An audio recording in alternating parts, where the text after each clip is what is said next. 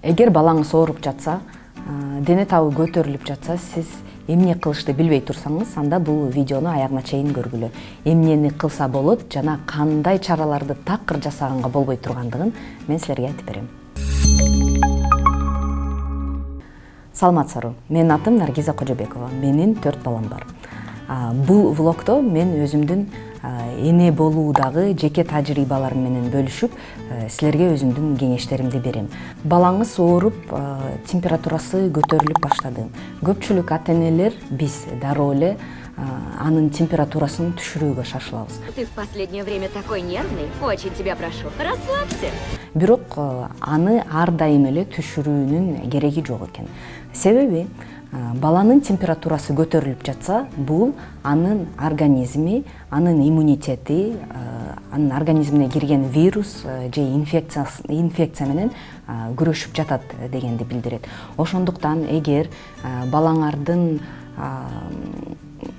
жалпысынан абалы туруктуу болсо, бир калыпта болсо, эгер дене табы көтөрүлгөндө анын тарамышы түйүлүп, эсин жоготпой тургандыгын билсеңиз, анда температураны бир 38-38,5, айрым педиатрлар 39га чейин температураны баспай эле койгон жакшы деп рекомендацияларын беришет. Бул эгер балаңыз бир калыпта жана тынч жүрө турган болсо, ошондо гана колдонсо болот.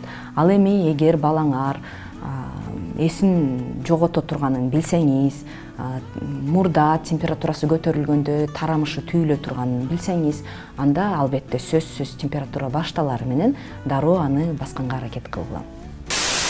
Экинчи кеңешим, көпчүлүк ата-энелер бала ооруп калганда, анын температурасы көтөрүлүп атканда, аны жылуураак кийинтип, төшөккө жаткырып, кымтылап жаап койгонго аракет кылабыз. Бул дагы туура эмес. Анткени бала өзү ичинен ысып турат. Аны сиз сыртынан дагы жылуулап салсаңыз, бул ысык өтүп кеткенге барабар. Мындайча айтканда күн өтүп кеткенге. Эгер бала жайкысын баш кийими жок, көпкө күн ысыкта жүрө турган болсо, ал күн өтүп кетет деп айтып коебуз го. Орусча тепловой удар деп коет. Я на солнышке лежу. Ошондуктан температура болуп жаткан баланы жеңилирээк кийинтип жана мээлүүн салкыныраак кармаганга аракет кылгыла. Ооруп жаткан баланын табети жок болот. Ошондуктан аны кыйнап, ага тамак берүүнүн зарылчылыгы жок. Силер өзүңүздү деле эстеп көрсөңөр, жаныңыз кейип, башыңыз ооруп турган чакта тамак ичмек турсун, адамдар менен сүйлөшкүңүз да келбей, жөн эле жатып, тынч уктагыңыз келет. Ошондуктан баланы дагы жайына койгула. Тамак ичкиси келбей атабы, кыйнабагыла. Ал бир канча убакыт өткөндөн кийин, бир күн, 2 күндөн кийин жакшы боло баштаганда, анын организми өзү тамакты талап кыла баштайт. Анан өзү эле сизге келип, мен тамак ичем деп айтат. Ошондо анан өзү сураган, өзү каалаган тамагын даярдап ага берсеңиз болот. Опять хомячишь? Ал эми мындан кийинки пункт тескерисинче баланы кыйнаш керек. Бул суу ичирүү. А компот? Өзүңөр деле байкасаңыз керек, балаңар ооруп жатканда педиатрга барганда рецептке, кагазга обильное теплое питье деп жазып берет. Бул балага бөлмө температурасындагы суусундукту мүмкүн болушунча көбүрөөк бергенге аракет кылышыңыз керек. Керек болсо кыйнашыңыз керек. Бир кашык болобу, бир жутум болобу, бирок 10 мүнөт сайын, 15 мүнөт сайын улам эскертип, эгер балаңыз кичирээк болсо, анда бир кашыктап болсо дагы улам берип турушуңуз керек. Мунун кандай пайдасы бар? Баланын дене табы көтөрүлүп турган учурда денеси ысып, ал бир канча суюктукту, нымдуулукту жоготот. Ошол нымдуулукту кайра калыбына келтирип, баланска келтириш керек. Ошондуктан мүмкүн болушунча сууну көбүрөөк берүүгө аракет кылыш керек. Мисалы үчүн баланы дароо бир чыны чай же бир стакан сууну ич деп кыйнабай эле коюңуз. Анткени ал баарын шыр эле ичип алса, ал түз эле барып табарсыкка түшөт жана организмге пайдасы бир аз азыраак болуп калат. Аз-аздан, кичинеден ичип отурса, ал суу канга сиңип, кан тезирээк чуркап, эгер жөтөлүп аткан болсо, жөтөлү жумшарып, анын тезирээк айыгып, тезирээк сакайып кетишине шарт түзөт. Бала ар дайым мурду менен дем алыш керек. Эгер мурду бүтөлүп калса, мен өзүм ар дайым колдоно турган бир лайфхакты айтып кетейин.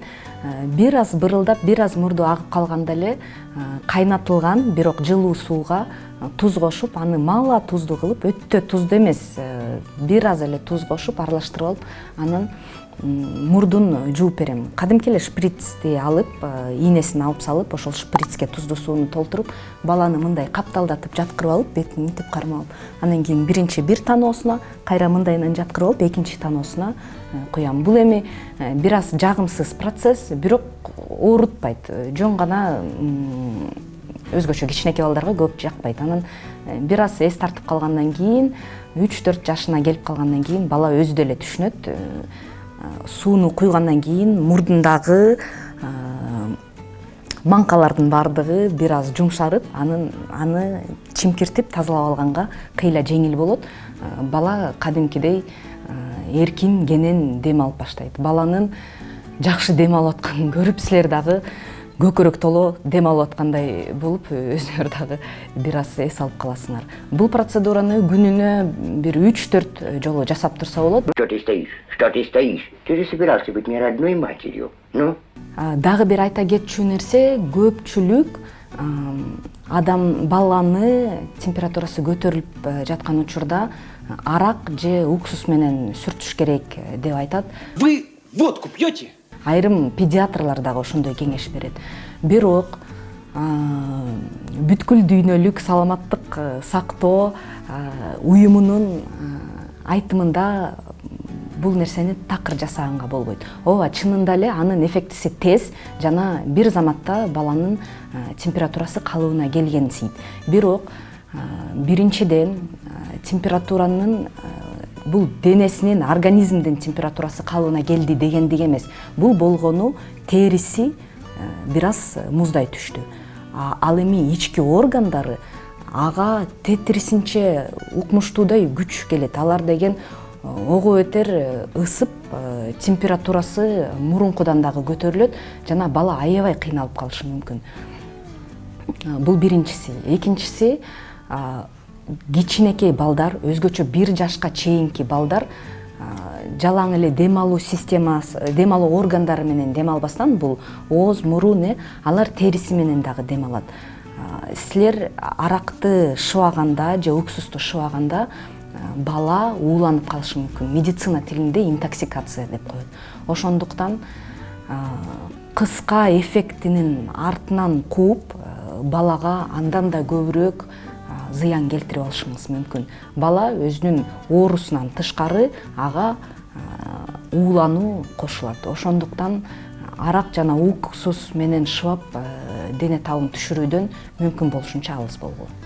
Бизде дагы көп колдонула турган нерсе, биздин кылымдан берки дарыларыбыз бардык нерседен айыктырат, бардык нерсеге жардам берет. Апаларыбыз, чоң апаларыбыз ошо менен дарылап баарыбыз деле чоңойтуп келишкен. Бул койдун майы. Тадам! Койдун майы жакшы нерсе. Көпчүлүк учурда чындап эле жардам берет. Бирок бала температура болуп турган учурда эч качан койдун майын жана башка жылытуучу мазь, кремдерди сүйкөгөн такыр болбойт. Бала өзү эле ысып турат. Койдун майын сүйкөгөндө, мен жана сизге айтып кеттим, бала териси менен дагы дем алат. Ошондо силер кандайдыр бир май, крем, мазь сүйкөп, анын терисиндеги майда пораларды, тешиктерди жаап коюп атасыңар. Ал тешиктер жаап койгондон кийин баланын дем алуусу мурункудай эркин болбой калат жана ого бетер кыйнап коюшуңар мүмкүн. Ошондуктан койдун майын колдонгула, бирок бала температура болуп турган учурда эмес. Бүгүнкү мен бере турган кеңештеримдин акыркысы, балаңар ооруп, дене табы көтөрүлүп, анан чыргоолонуп, силерди этектеп турса, мүмкүн болушунча баардык иштерди жыйыштырып коюп же башка бирөөгө табыштап коюп балаңар менен кучакташып аны колуңарга алдыңарга алып отура тургула, ага бир канча убакыт бөлгөнгө аракет кылгыла. Бул деген эркелик эмес, бул деген муктаждык. Бала сиздин көңүлүңүзгө муктаж болуп турат. Анткени ал мындайча айтканда анын энергетикасы азайып алсырап турган чагы, ошондуктан ал сизге жакын болуп, сизди кучактап, сиздин кучагыңарда болуп, өзүнүн энергетикалык балансын толтуруп алууга аракет кылат. Ошондуктан ооруп аткан баланы ыйлап атат, чыргоолонуп атат, колдон түшпөй атат деп жаман көрбөстөн тескерисинче ага көбүрөөк көңүл бөлүп койгула. Бала сиздин көңүлүңүзгө, сиздин жылуу сөзүңүзгө, сиздин коргооңузда болууга муктаж. Бул психологиялык жактан дагы, моралдык жактан дагы муктаж болуп турган чагы. Ошондуктан бул нерсеге дагы маани берип, көңүл бөлүп коюңуз. Видеодогу кеңештер сиз үчүн пайдалуу болду? Эгер ооба пайдалуу болду десеңиз, анда ылдый жакка комментарийге пайдалуу деп жазып коюңуз. Эгер жок пайдалуу эмес десеңиз, анда кандай видеону көргүңүз келет, кандай кеңештерди уккуңуз келет, кайсы темалар туурасында сүйлөшкүңүз келет, өзүңөрдүн сунуштарыңарды жазып кеткиле, биз бардыгын эске алганга аракет кылабыз. Биздин каналга катталыңыз, бул видеого лайк басыңыз. Эмки көрүшкөнчө саламатта болгула.